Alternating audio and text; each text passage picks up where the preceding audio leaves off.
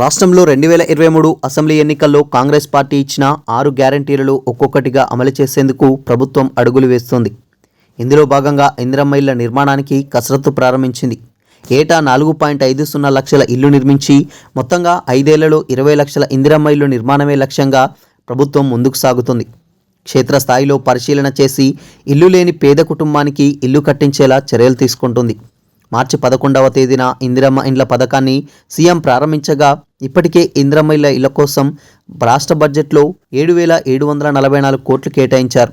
అయితే పేదల ఇళ్ల పథకం కోసం రాష్ట్ర ఖజానాపై భారీగా భారం పడుతున్నది.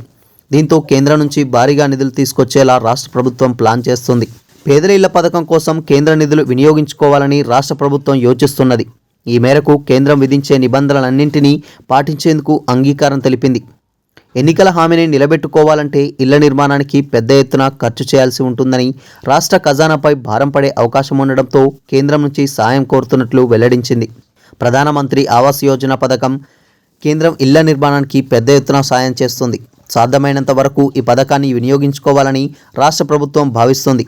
పీఎంఏవై నిబంధనలు పాటించడమే గాక ఇందిరమ్మ ఇళ్ల నిర్మాణానికి సంబంధించిన సమగ్ర సమాచారం రాష్ట్రం తరపున కేంద్రానికి అందించేందుకు సిద్ధమైంది. కేంద్రం సాయంతో రాష్ట్రంలో ఇందిరమ్మ ఇళ్ల పథకానికి కొనసాగించాలని భావిస్తోంది. దీంతో కేంద్రం విధించే మార్గదర్శకాలను ఖచ్చితంగా అమలు చేస్తామని హామీ ఇచ్చింది.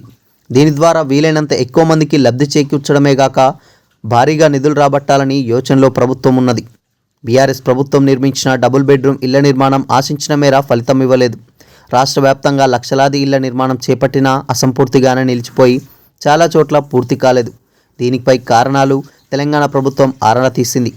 పేదల ఇళ్ల నిర్మాణానికి కేంద్రం సాయం చేయాలంటే ముందుగా లబ్ధిదారుల ఎంపిక జరగాలి. కానీ అప్పటి కేసీఆర్ సర్కారు ఇవేమీ పట్టించుకోకుండా ఇష్టానుసారం ముందుగా ఇళ్ల నిర్మాణం చేపట్టింది. దాదాపు ఇల్లు పూర్తయిన తర్వాత కూడా లబ్ధిదారుల జాబితా రూపొందించకపోవడంతో కేంద్రం తప్పుబట్టింది. దీంతో ఈ పథకానికి పీఎంఏవై సాయం అందించేందుకు నిరాకరించింది. అప్పటి ప్రభుత్వం దాదాపు 12,000 కోట్ల రూపాయల సాయం కోల్పోయింది. దీంతో నిధులు సర్దుబాటుగాక 2 పడక గదుల ఇళ్ల నిర్మాణానికి బీఆర్ఎస్ ప్రభుత్వం ముందుకు తీసుకెళ్లలేకపోయింది. ఇలాంటి పరిస్థితి రాకుండా కాంగ్రెస్ ప్రభుత్వం ముందుగానే అన్ని నిబంధనల మేరకు నడుచుకోవాలని భావిస్తోంది.